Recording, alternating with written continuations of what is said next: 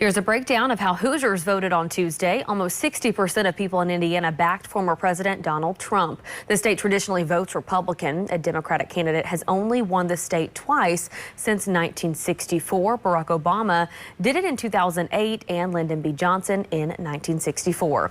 Meantime, in Kentucky, statewide, 65% of people backed Trump for president. Only 34% voted for Harris. Meantime, the numbers were flipped here in Jefferson County. About 57% of voters chose Harris, but she still fell short of an upset. Kentucky has not backed a Democratic candidate for president since Bill Clinton in 1996.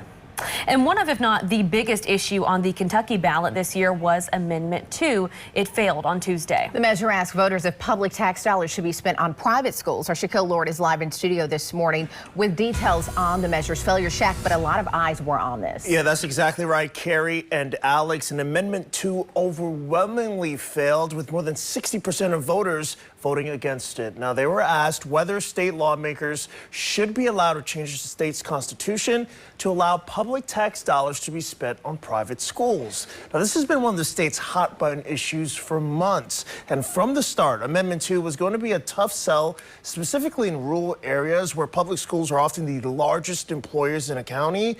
Also, there aren't many private schools in rural areas, so for many, they probably feel like vouchers won't benefit them as much. And on Tuesday, voters spoke loud and clear on the ballot.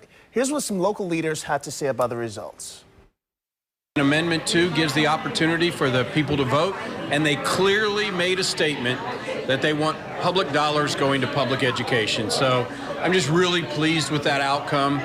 And I think it's really in the state of Kentucky, and really it's I think a signal across the nation what people want, which is to support our public schools. Disappointment, honestly, because I really felt that Amendment 2 would bring choice in a very positive way to a number of families and students, but it didn't pass, and there was a lot of advertisements that I was seeing to vote against it, and it was an uphill battle, but I think it is where it is. So the voters have spoken, and it was defeated, and we'll continue to work in any way we can as a party to help our school system.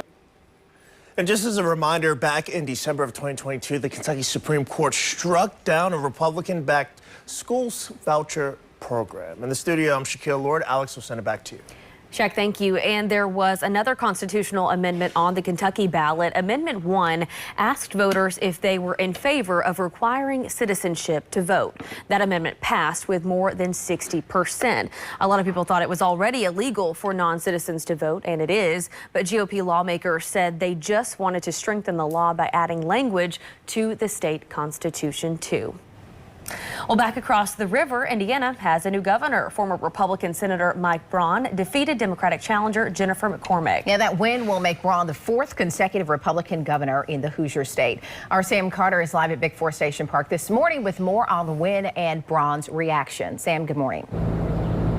Yeah, good morning, Carrie. When Indiana voters stepped into the booth yesterday, they had a choice for governor, and they spoke loud and clear that Mike Braun was for them. With about 90% or so of precincts reporting in, Mike Braun has about 1.5 million votes cast in his favor, giving him an unassailable 54% of the electorate so far.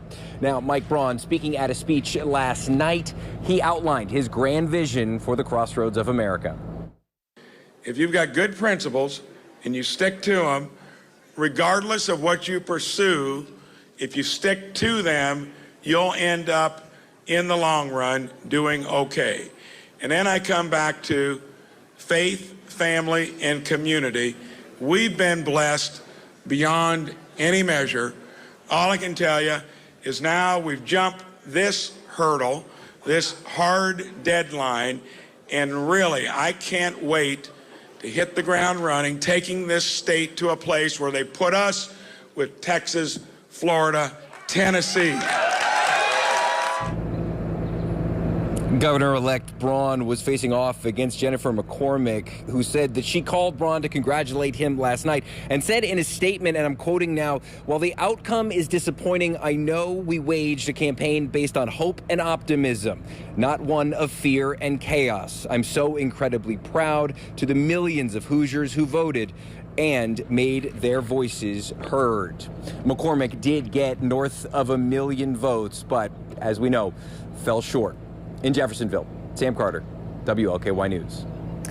Sam, thank you very much. And Mike Braun gave up his U.S. Senate seat to run for governor. Yeah, as for who will replace him, Republican Jim Banks is projected to win over Democrat Valerie McRae and Libertarian Andrew Horning. Banks has served in the Indiana House since 2017.